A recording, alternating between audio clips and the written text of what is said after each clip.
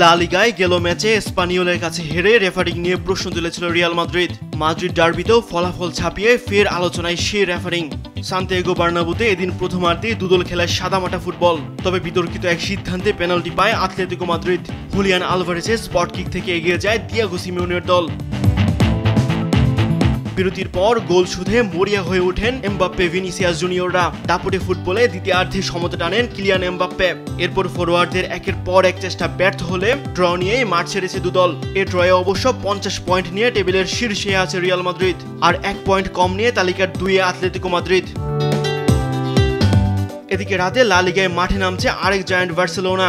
Ramon Sanchez স্টেডিয়ামে Hansi ফ্লিকের দলের প্রতিপক্ষ সেভিয়া। রিয়াল মাদ্রিদ ও অ্যাথলেটিকোর চেয়ে 1 ম্যাচ কম খেলা বার্সা 45 পয়েন্ট নিয়ে আছে টেবিলের 3-এ। প্রতিযোগিতায় ফিরতে এই ম্যাচে জয়ের বিকল্প নেই বার্সেলোনার।